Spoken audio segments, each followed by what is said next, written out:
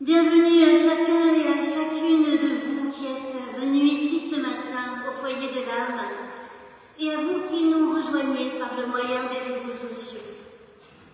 Qui que vous soyez, où que vous en soyez, vous êtes accueillis afin que votre vie soit apaisée, afin que votre cœur soit raffermi et votre âme épanouie. Partout où il y a vérité, bonté, beauté, liberté, nous croyons que Dieu est là. Ouvrons donc nos cœurs et nos esprits au souffle qui monte en nous et entre nous, car nous sommes appelés à devenir les uns pour les autres des témoins de vérité, de bonté, de beauté, de liberté. Je vous invite à louer l'Éternel et à vous lever.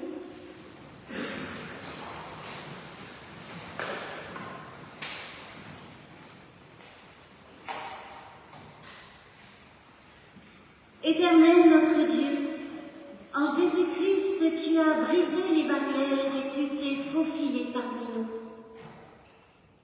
En Jésus-Christ, parlons, partageons, contrarions, contestés, aimant et pardonnant. Tu nous as rejoints et tu nous révèles qu'il n'y a plus ni juif, ni grec, ni esclave, ni homme libre, ni homme, ni femme, car en Christ, nous sommes un. Et c'est pourquoi nous te louons. Par ton esprit, tu ouvres nos yeux et nous voyons les cœurs secs, les cœurs battants, le sou de la veuve, les 5 pains du jeune garçon, la détresse de la femme syrophénicienne, l'aspiration de Zachée, le chemin du royaume. Nous entendons le Christ nous dire « Suis-moi » et nous comprenons grâce à lui qu'il n'y a plus ni juif, ni grec, ni esclave, ni homme libre, ni homme, ni femme, car en Christ, nous sommes un, et c'est pourquoi nous te louons.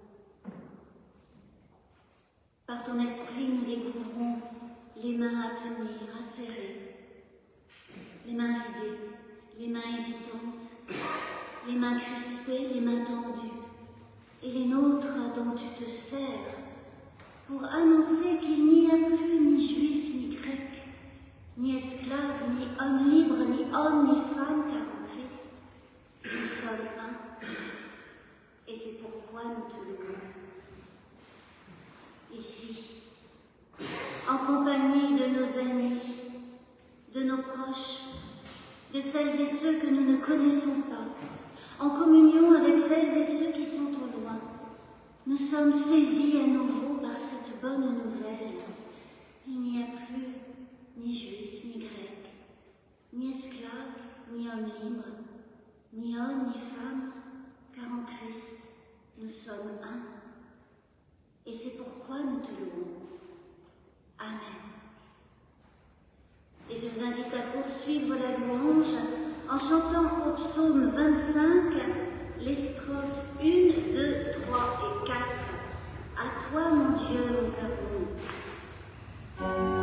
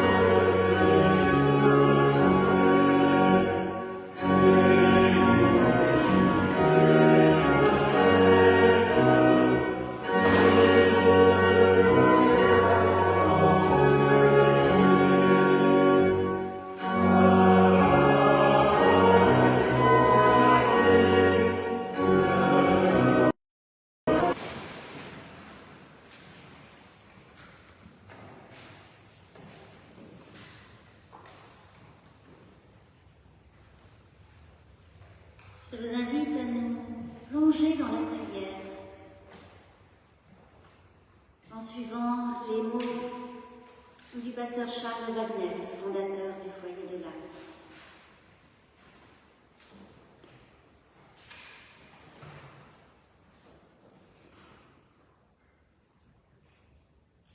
Toi qui seul juge et connais, je viens à toi et me réfugie en tes abris que nulle force ne viole. L'être caché que je porte en moi te réclame.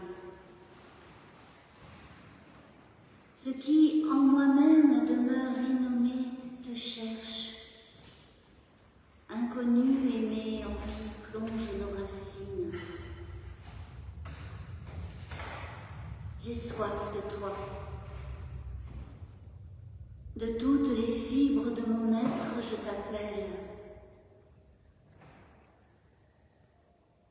Toutes mes ténèbres pressentent ta lumière. Ma misère est un abîme, ton amour en est un autre. Il faut qu'ils se rencontrent.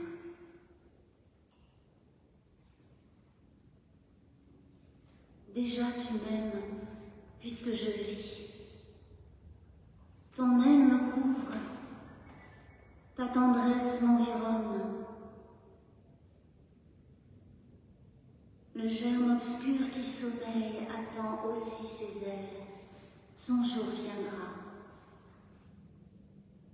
Je suis encore de la nuit, mais de la nuit où s'élabore une aube.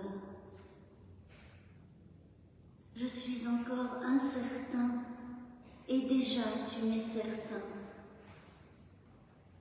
Mon devenir est tout baigné de ton éternité. Si je m'ignore, tu me connais, et cela me suffit.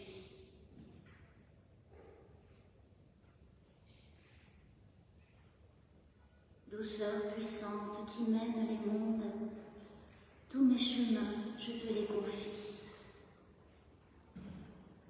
Et je suis heureux d'être un passant, puisque tu me conduis par la main, toi qui demeures.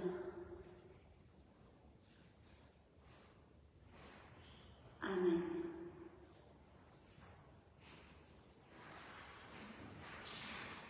Et nous chantons encore, en nous levant au cantique 241, Ô Jésus-Christ, Seigneur ressuscité.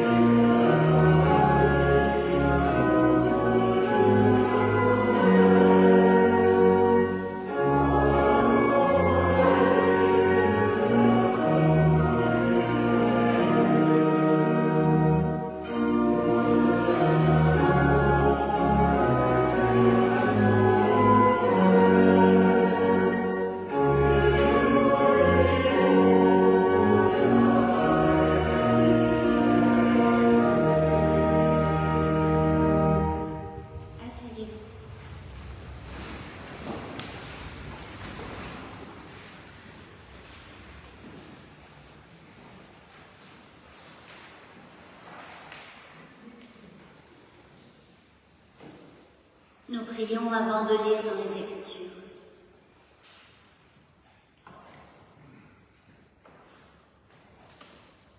Éternel Dieu de la vie, ouvre mon esprit à l'intelligence de ta parole et que mon cœur demeure brûlant tandis que tu me parles. Comme la pluie féconde la terre et fait germer la semence, que ta parole accomplisse sa mission au cœur de mon existence. Que ta volonté féconde ma vie. Que ton amour lui permette de porter des fruits.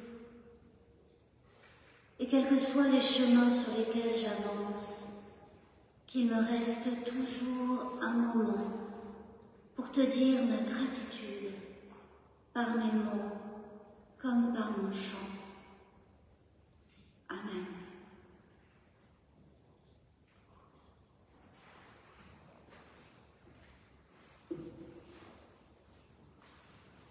Je vous invite à lire ce matin une épître tout entière, une épître de Paul. C'est l'épître à Philémon dont vous avez le texte sur les feuilles bleues. Je sais que tout le monde n'en a pas vu, j'ai un peu manqué de foi, une fois de plus. Peut-être on peut partager si les autres en manquent, n'hésitez pas à faire suivre et on peut lire à deux.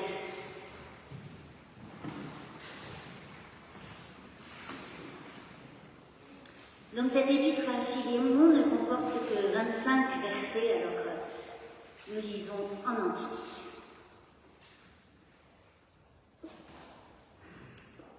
Paul, prisonnier de Jésus-Christ, et le frère Timothée, à Philémon, notre collaborateur bien-aimé, à Appia, notre sœur, à Archippe, notre compagnon d'âme, et à l'Église qui est dans ta maison.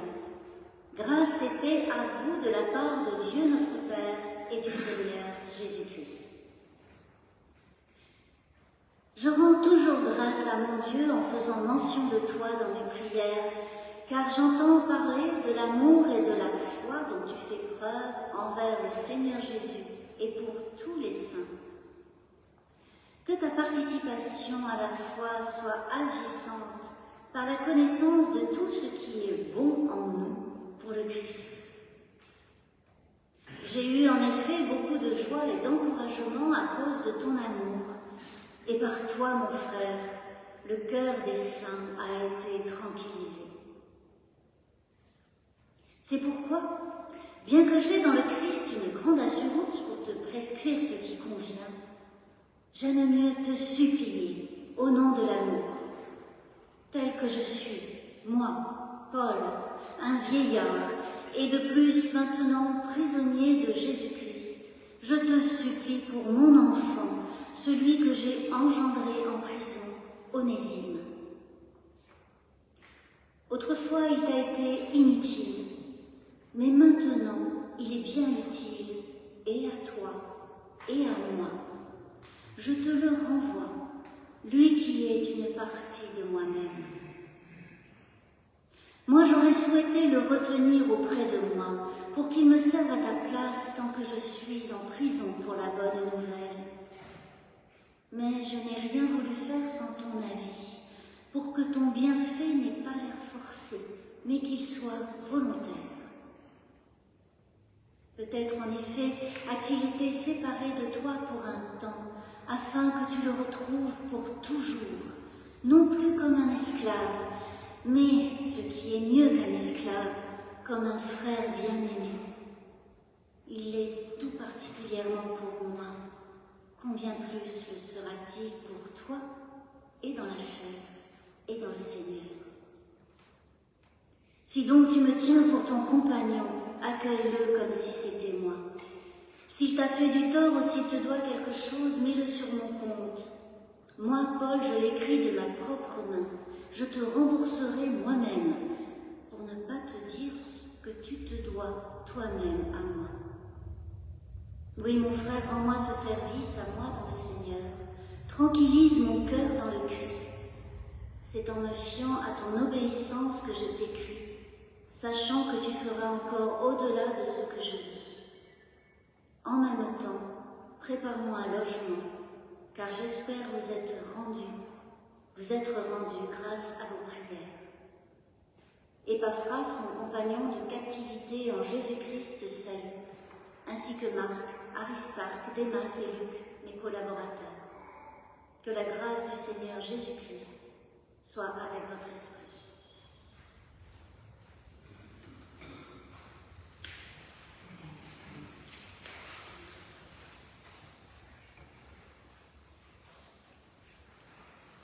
C'est la plus courte des lettres de Paul, et c'est une de celles qui lui vaut auprès de certains une mauvaise réputation. En effet, Paul ne demande pas à Philémon d'affranchir l'esclave Onésime, de le libérer des liens de l'esclavage. Alors des générations de chrétiens, des siècles durant, ont lu la lettre à Philémon comme un écrit légitimant l'institution de l'esclavage. Et en tirant un peu ce fil, en ont fait un des arguments pour légitimer toute institution sociale.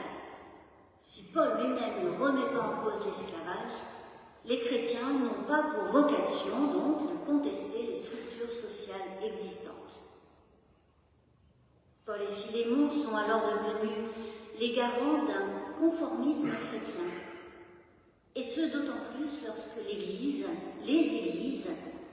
se font place dans les hauteurs du pouvoir politique. Alors c'est vrai que Paul ne demande pas à Philémon d'affranchir Onésime, de le laisser aller en homme libre. Paul écrit à Philémon au sujet d'Onésime, « Voici ton frère ». Alors Philémon est-il libéré de ce qui l'empêcherait de considérer Onésime comme un frère? Eh bien, nous ne le savons pas, car nous n'avons pas la réponse de Philémon. Mais reprenons l'histoire, telle que ces quelques lignes le donnent à comprendre. Paul est en prison, probablement à Éphèse. Il est emprisonné en raison de ses activités de prédicateur de l'évangile du Christ. Ces activités lui valent d'être souvent arrêté, maltraité, chassé.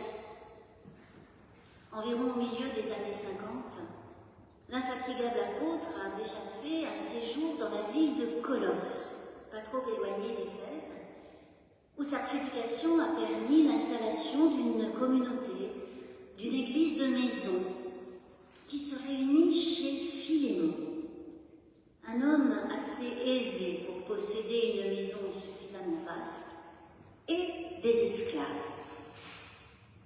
Philémon est devenu croyant grâce à Paul, et les deux hommes sont proches.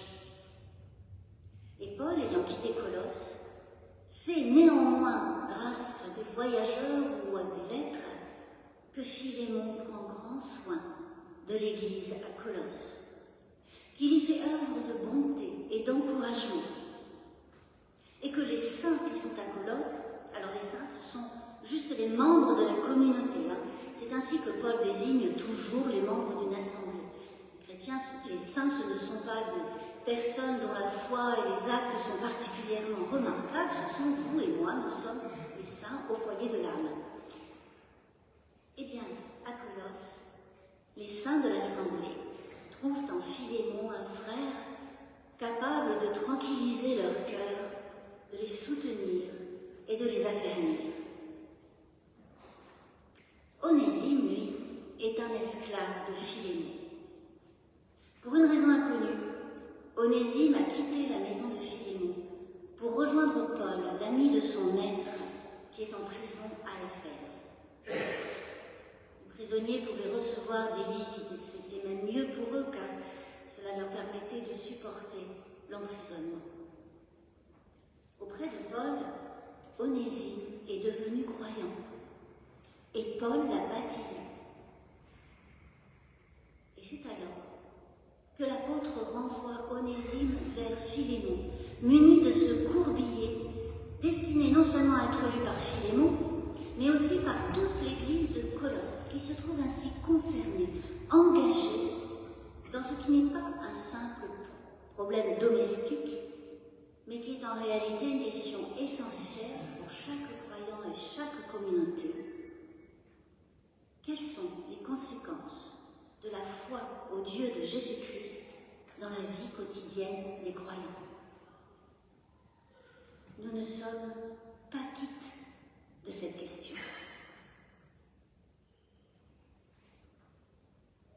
Autant que la lettre aux Galates, l'épître à Philémon est une épître de la liberté. Mais la liberté dont il est question n'est pas tant celle d'Onésime que celle de Philémon, son maître. C'est à elle que Paul fait appel.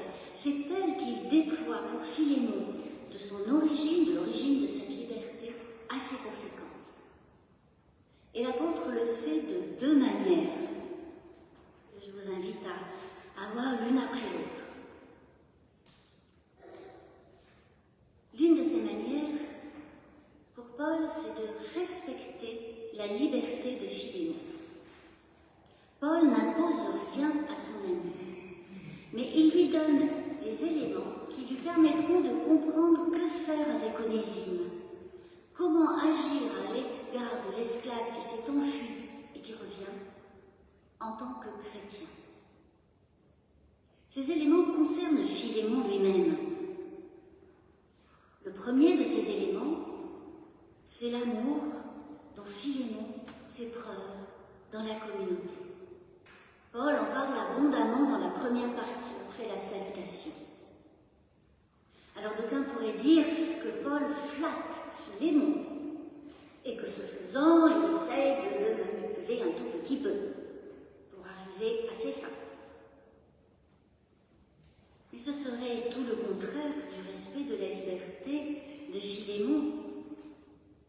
Et en rendant grâce pour l'amour que celui-ci manifeste à Colosse, pour sa bonté, pour sa foi agissante en l'Église, Paul permet à Philémon de ne pas se laisser emporter par des émotions de colère ou de ressentiment qu'il pourrait légitimement éprouver vis-à-vis d'un esclave qui s'est enfui.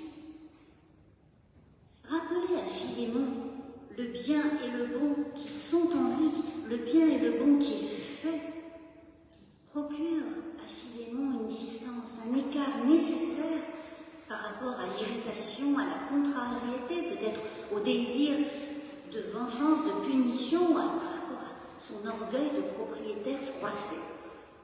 Tout ce qui pourrait l'entraîner à punir Onésime, à le maltraiter. Et personne n'aurait rien à y redire parce que c'est l'usage, c'est permis dans l'institution de l'esclavage.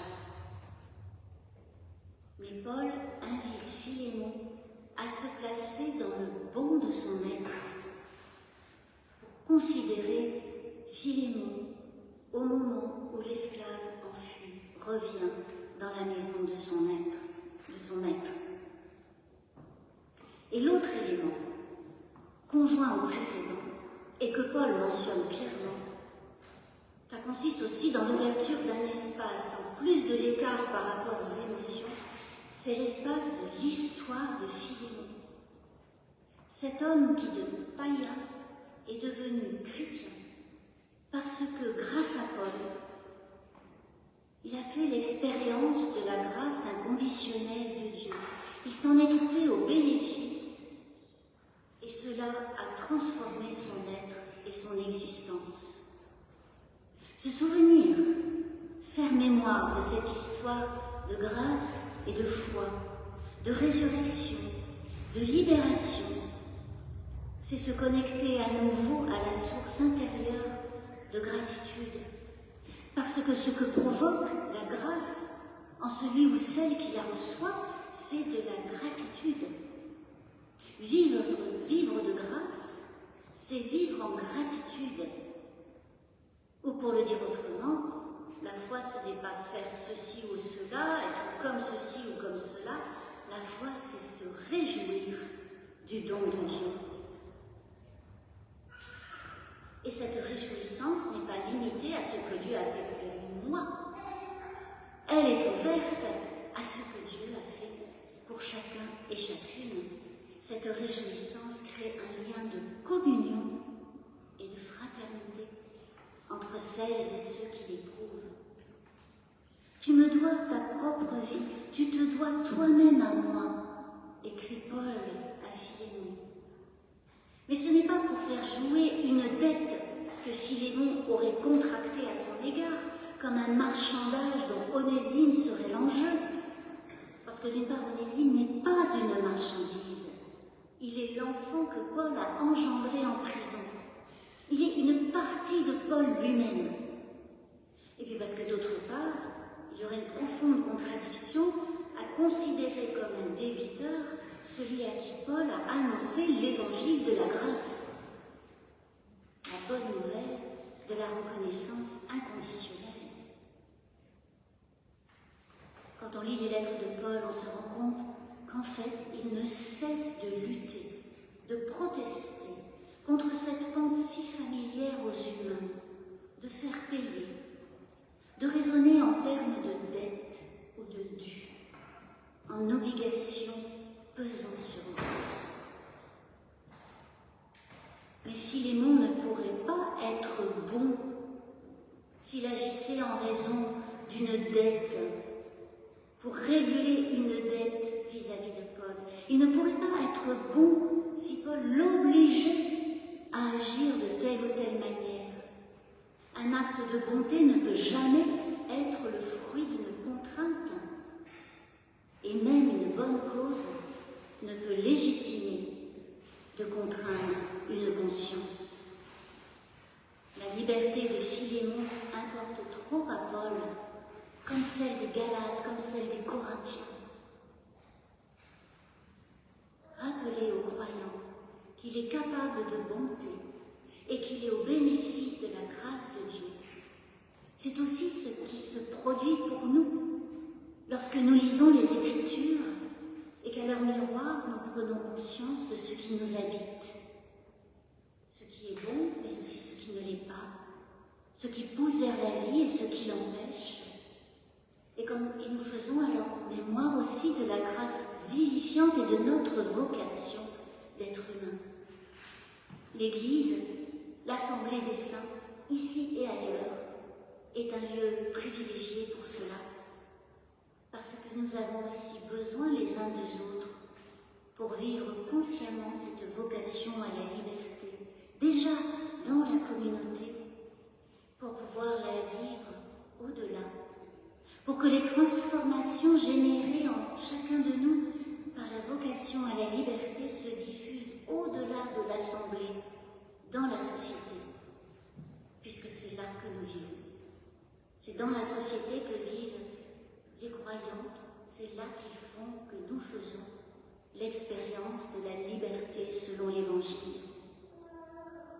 Avec la lettre à Philémon, Paul donne un exemple à toute la communauté de Colosse et à tous les lecteurs de ce qu'est le respect de la liberté d'autrui. Ce à quoi il s'agit de faire appel pour éveiller et susciter la liberté intérieure, au risque que l'autre ne réponde pas.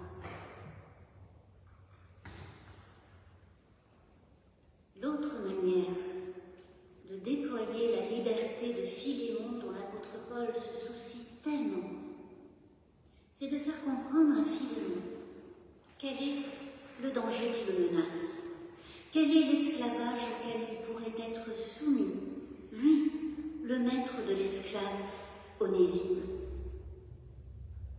Parce qu'Onésime s'est enfui qu'il revient en tant que croyant, renvoyé à Philémon comme un frère. La liberté de Philémon est en jeu. Elle est peut-être menacée, comme peut l'être la liberté de chaque croyant et la nôtre, la liberté selon l'Évangile. Certes, l'esclavage, au sens d'une institution légitime structurant les rapports sociaux et la société elle-même, n'existe plus chez nous, aujourd'hui. Mais l'esclavage n'est qu'une des nombreuses formes des logiques de domination qui en prennent bien d'autres des formes, institutionnelles ou pas, dans chaque société. Onésime est ton frère, écrit Paul à Philémon, et ceci est plus important que le statut social. Paul, Philémon et Onésime sont au bénéfice de la même grâce, dont la croix du Christ atteste que personne n'en est privé, parce que le crucifié, considéré comme indigne, considéré comme maudit, écrit Paul par ailleurs, est reconnu comme étant fils de Dieu. Paul, le pharisien persécuteur des chrétiens, Philémon le païen, Onésime l'esclave ont reçu la même grâce et la même vocation. Ils sont appelés et rassemblés dans la même dignité. Et c'est cela qui importe selon la foi. Pas le statut social, pas le jugement de la société, pas l'identité sociale. L'Évangile est puissance de libération de toutes les assignations mondaines qui reposent sur des logiques de domination des uns sur les autres. La liberté évangélique, c'est la liberté de ne pas se soumettre aux injonctions multiples quant à la manière de considérer et de reconnaître autrui. Philémon, maître de l'esclave Onésime, est inséré dans un tel système reposant sur la domination. Mais il en est bien d'autres aujourd'hui, qui placent les humains de gré ou de force sur des échelles de pouvoir, de droit, de contrôle, de capacité. Les systèmes économiques, le sexisme, le racisme et bien d'autres modes de domination structurent nos sociétés. Et comme nous ne vivons pas en dehors du monde, la question se pose pour nous en permanence. Quelles sont les conséquences de la foi sur notre manière de vivre dans l'Église et dans cette société? Philémon est devant un choix. Onésime est son esclave et il est son frère. Philémon a le droit de châtier Onésime, mais il peut aussi renoncer à ce droit, parce que c'est sa liberté de chrétien, et se comporter non comme un maître, mais comme un frère qui accueille un frère.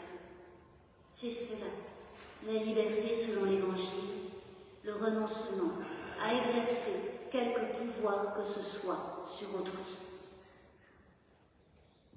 Et c'est ainsi que l'Évangile ne justifie ni n'assure aucun ordre social particulier. Il les passe, il les dépasse tous en les vidant de leur logique de domination. L'Évangile dépasse les identités du monde pour ouvrir un devenir dans une dynamique de relations d'égalité et de fraternité en liberté. L'Évangile qui met au monde des personnes capables de dire « je » parce qu'elles sont inconditionnellement reconnues, les rend aussi capables de se relier en un « nous », libérés des relations aliénantes de domination et de jugement. C'est pourquoi Paul écrit à Philémon qu'Onésime lui est utile, maintenant qu'il est devenu un frère. Le nom Onésime signifie en lui-même utile, et c'était un nom fréquemment donné aux esclaves. Dans l'Antiquité, les esclaves dont la fonction est d'être utiles à leur maître. Mais en tant qu'esclave, Onésime était inutile à Philémon, écrit Paul. Il est maintenant utile parce que grâce à lui, Philémon peut être libéré de la logique de domination dans laquelle il est inséré en tant que maître d'esclaves, maître d'Onésime, une logique de domination à laquelle il n'avait peut-être pas encore pensé en tant que croyant, tellement c'est naturel dans la société dans laquelle il vit qu'il y ait des maîtres et des esclaves.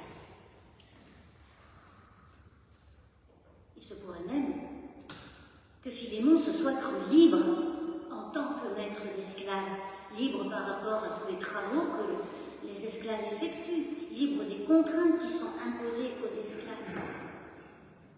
Mais il était alors lui-même esclave de cette logique de domination qui l'oblige à considérer un esclave comme inférieur à lui, comme moins digne que lui, comme de moindre valeur que lui, et qui l'oblige, lui le maître, à se comporter d'une manière adéquate à ce qui est attendu d'un maître d'esclave. Tous les systèmes de domination contraignent et aliènent aussi ceux qui sont en haut de l'échelle, que ce soit l'esclavagisme ou le patriarcat, ou la plupart des systèmes économiques et même certaines formes de religion. À ce sujet, au sujet de la religion, l'écrivain russe Fyodor Dostoïevski place dans la bouche d'Ivan, un des frères Karamazov, la légende du grand inquisiteur, dans laquelle l'inquisiteur ne cesse de justifier devant le Christ revenu en humilité et qu'il a jeté en prison.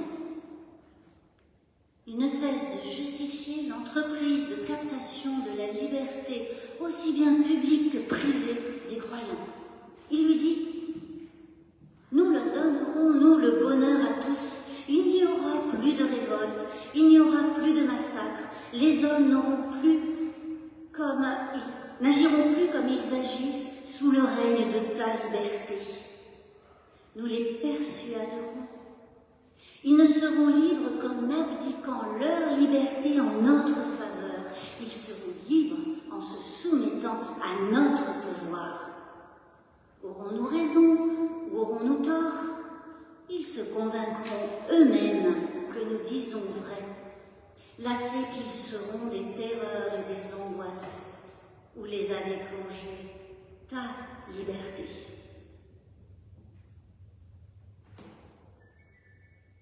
La libération de l'Évangile, c'est l'affranchissement de l'emprise des statuts sociaux qui ne servent alors plus de point de repère, et cela est conjoint à l'amour du prochain. Voici ton frère, écrit Paul à Philémon, et tu es enrichi de reconnaître ton frère plutôt que de posséder un esclave. Jésus de Nazareth, le Christ de Dieu, déposé dans une mangeoire à sa naissance, est mort cloué sur une croix, attentif aux plus faibles, relevant les courbés et les paralysés, a ouvert un autre monde, dont la lettre à Philémon relaie le message d'espérance. Tout comme dans la lettre aux Philippiens, Paul écrit « Jésus-Christ, qui était vraiment divin, ne s'est pas prévalu d'un rang d'égalité avec Dieu, mais il s'est vidé de lui-même en se faisant vraiment esclave, en devenant semblable aux humains. » L'espérance de la liberté selon l'Évangile, c'est que nous ne nous prévalions plus en aucune circonstance, d'aucune supériorité, d'aucun pouvoir, sur qui que ce soit. En Église, nous donnons forme à cette espérance, à ce monde nouveau possible, pour en vivre et pour le vivre aussi dans le monde. Pensons particulièrement à la scène, comme celle qui réunira l'Assemblée des Saints au foyer de l'âme dans 2 semaines. Le pasteur Wilfrid Monod écrivait à ce sujet « Quel rêveur, quel réformateur, quel anarchiste a jamais proposé d'inviter le patron et le manœuvre au même repas pour les faire boire à la même coupe. Et pourtant, la Sainte Seine opère ce miracle. L'éboueur y porte la coupe à ses lèvres et la passe au député qui boit après lui. Dans la simplicité de cette Il y a quelque chose de surnaturel et qui nous dépasse au point de nous troubler étrangement. L'Évangile y apparaît comme l'énergie égalitaire par excellence. Jusque-là, seule la mort pouvait prétendre nous rendre égaux face à elle. Toutefois, la mort crée brutalement une égalité involontaire entre les personnes, tandis que l'Évangile suscite harmonieusement une égalité des vivants consciente et volontaire. Amen.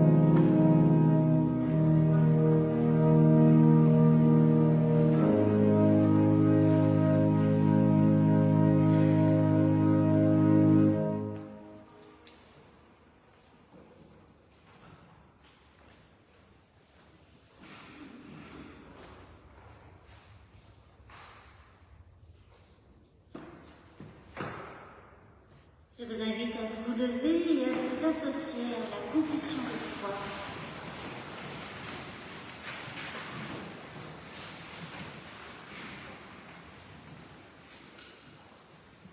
Pour le monde et pour moi, j'ai confiance en Jésus de Nazareth. Il est le seul sauveur et maître. Il a été l'homme véritable, comme nul humain ne peut l'être par lui-même. Il est mort sur une croix pour les autres et pour le monde, comme pour moi. Il est ressuscité. Il est présent dans tous les hommes et pour les servir, il recrute son Église sans tenir compte de nos distinctions. Il agit par les hommes dans l'histoire pour la mener à son but, un univers réconcilié dans l'amour. Ainsi, je ne crois à la fatalité ni de la guerre, ni de la haine, ni de la catastrophe, ni de la mort, parce que je crois que Jésus libère l'homme pour des décisions libres. Grâce à lui, ma vie a un sens, l'univers aussi. Pour le monde et pour moi, j'espère en Jésus de Nazareth. Il vient. Amen. Et nous chantons au cantique 253, les strophes 1, 2 et 3, du 253, chantons de joie vers le Seigneur.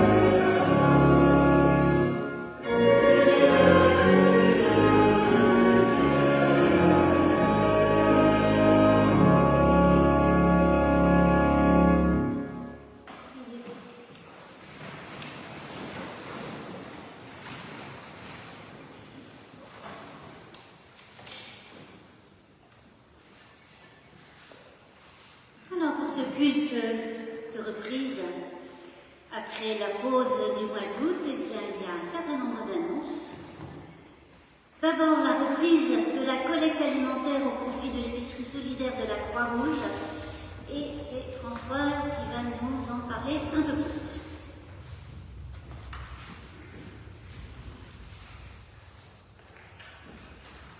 Oui, la collecte pour l'épicerie solidaire de la Croix-Rouge a repris ce matin grâce à Anne Bérangère et elle va reprendre tous les dimanches matins.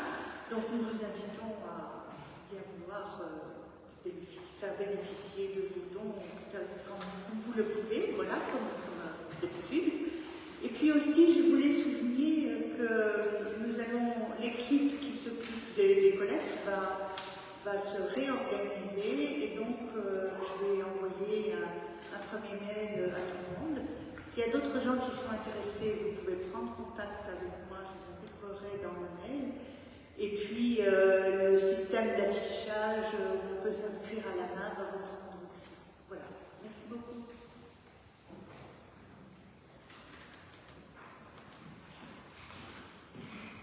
Alors aujourd'hui, il se passe aussi encore autre chose. Premier dimanche de septembre, c'est donc l'Assemblée du désert qui réunit aujourd'hui au Mas Souverain à Mialet. Cette assemblée où plusieurs milliers de personnes se retrouvent sous les arbres pour un culte en plein air. Cette année, le thème de l'Assemblée, c'est Cantique au désert. Il sera question de musique, de chant, de psaume. Et en ce moment, le culte a lieu avec une prédication de la pasteur Ingrid Pratt, nouvellement arrivée, je crois, à Montpellier. Le culte, vous pourrez le retrouver radiodiffusé sur France Culture et puis sur le site de l'Assemblée du désert. Dans la semaine, alors les activités ne reprennent pas toutes au mois de septembre au foyer de l'homme, il y a déjà quelques-unes. Il y aura la réunion du bureau du conseil presbytéral mardi 3. Mercredi 4, ce sera les moniteurs d'école biblique qui se retrouveront pour préparer la rentrée de l'école biblique. Et puis la pause spirituelle reprend jeudi 5 à 12h30 dans le temple. La pause spirituelle, c'est chaque jeudi de 12h30 à 13h30, une heure de silence, de musique, de méditation, de partage biblique et de prière. Donc ici, et jeudi 5, nous reprenons avec, je crois, aussi la participation de certains amis de l'oratoire, où la pause spirituelle est en pause, là, en raison du départ de la pasteur Agnès Aline. Vendredi 6, alors je le signale, c'est la rentrée du FSA, Faubourg Saint-Antoine, c'est le nom de la troupe des louveteaux et des éclaireurs unionistes de France au foyer de l'âme, et certains d'entre nous sont concernés par cette rentrée. Et puis, je rappelle aussi, je signale, le voyage à Rome du 6 au 10 septembre avec de nombreuses visites et surtout un culte dimanche prochain avec l'église vaudoise de Rome où les participants en voyage, à peu près 25 personnes de la paroisse, les participants en voyage auront la joie de retrouver Marco Fornerone que nous avons connu ici pendant 1 an lorsqu'il était venu pour son travail de thèse à Paris. Et d'ailleurs, je voulais vous signaler une joie que Marco a été élu professeur à la faculté de théologie vaudoise de Rome et qu'il prendra bientôt ses nouvelles fonctions. Dimanche prochain, il y aura quand même un culte, bien sûr, et c'est notre ami Didier Liu qui l'assurera à 10h30. Et puis quelques autres dates à noter aussi dans votre agenda de septembre, vous les avez déjà vues dans le bulletin du mois de septembre qui a été envoyé par mail, que vous avez dû recevoir si vous le recevez par papier. D'abord, les journées du patrimoine, samedi 21 après-midi, avec des visites libres et guidées du temple. Et puis cette année, l'installation de panneaux sur le temple du foyer de l'âme, et particulièrement sur le voyage de Charles Wagner aux USA, un voyage qui lui a permis de recueillir le financement nécessaire à l'édification du foyer de l'âme. Et cette visite, cette exposition sont organisées par Adrien Léon-Perrin.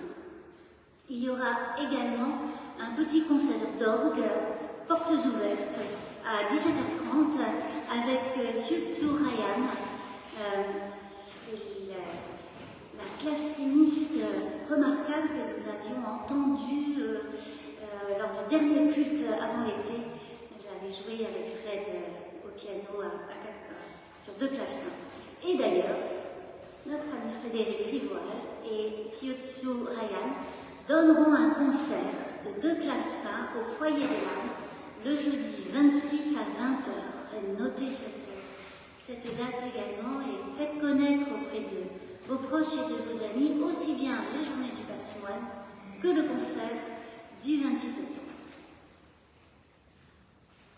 Est-ce qu'il y a d'autres choses à se dire en ce temps de reprise? La reprise, le culte de rentrée aura lieu dans 2 semaines, le dimanche 15 septembre, avec l'accueil des enfants de l'école biblique et du catéchisme, avec la confirmation de Jacob Laurence, un des jeunes catés de l'année dernière que vous avez pu voir lors de la participation des jeunes au culte. Et puis, comme c'est le culte de retrouvailles, de rentrée, le partage de la scène, donc le 15 septembre.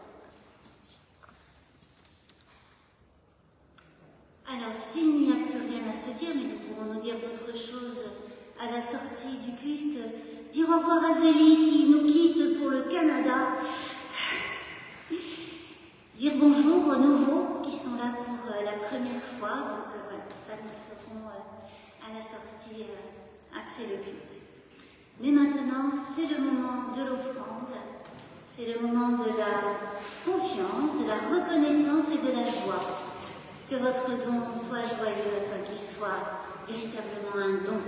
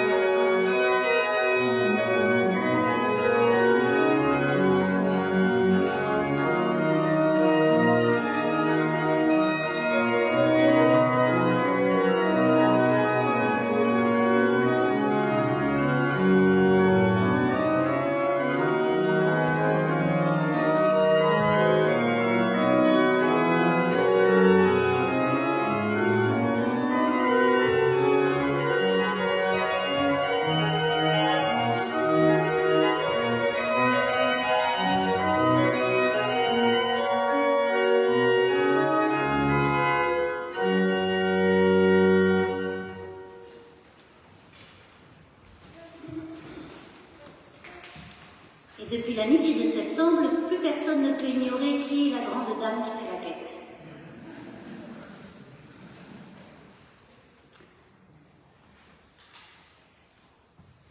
Je vous invite à nous rassembler, à nous recueillir chacun et ensemble dans la prière d'intercession.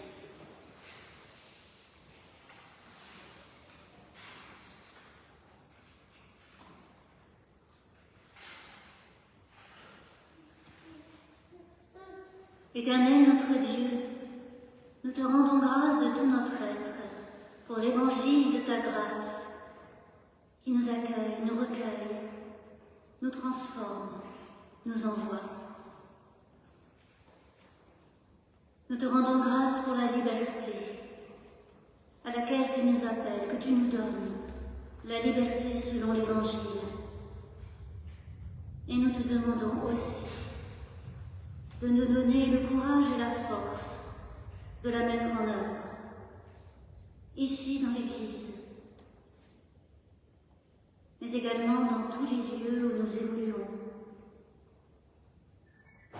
en relation avec toutes les personnes que nous rencontrons.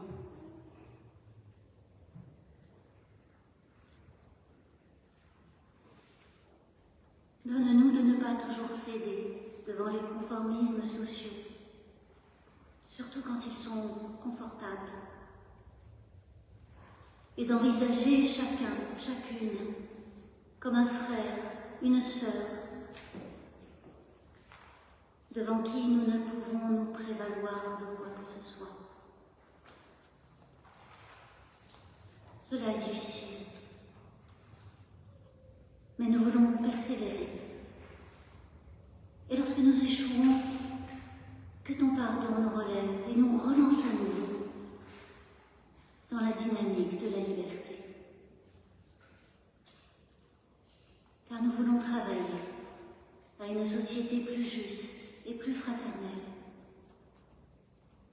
Alors au milieu des tensions, des peurs, des crises. Arrime-nous à ta parole, car nous pourrions flancher, nous décourager ou être pris par l'indifférence.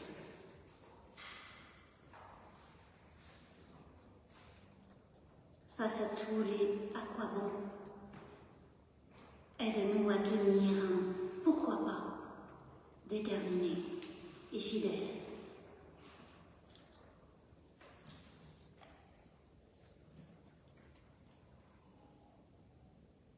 Aujourd'hui, nous ouvrons notre prière aux enfants et aux jeunes qui vont retourner à l'école et à leurs études cette semaine.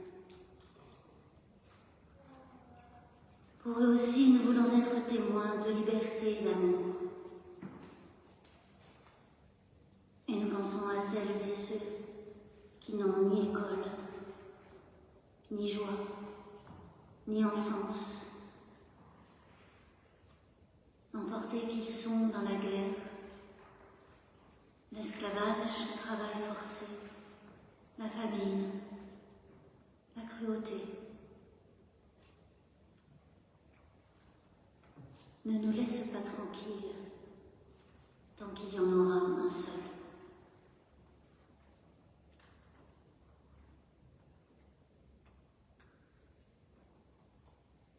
Nous rassemblons nos prières dans celles que Jésus le Christ a enseignées à ses disciples, en disant ensemble à voix haute ou dans le cœur: Notre Père qui es aux cieux, que ton nom soit sanctifié, que ton règne vienne, que ta volonté soit faite sur la terre comme au ciel. Donne-nous aujourd'hui notre pain de ce jour. Pardonne-nous nos offenses, comme nous pardonnons aussi à ceux qui nous ont offensés.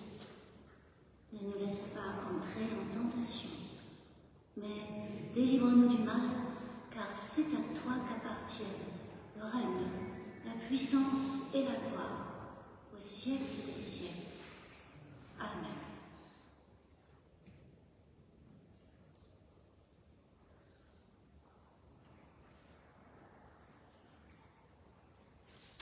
Et je vous invite à vous lever pour entendre l'exhortation avec ces mots de l'apôtre Paul, bien sûr. Vous, frères et sœurs, vous avez été appelés à la liberté. Seulement, ne faites pas de cette liberté un prétexte pour vivre selon les penchants humains. Au contraire, laissez-vous guider par l'amour pour vous mettre au service les uns des autres. Car toute la loi se résume dans cette seule parole: tu aimeras ton prochain comme toi-même. Mais si vous agissez comme des bêtes sauvages, en vous mordant, en vous dévorant les uns les autres, alors prenez garde, vous finirez par vous détruire les uns les autres. Et nous chantons au cantique 284, ta volonté, Seigneur mon Dieu, et nous le chantons en entier.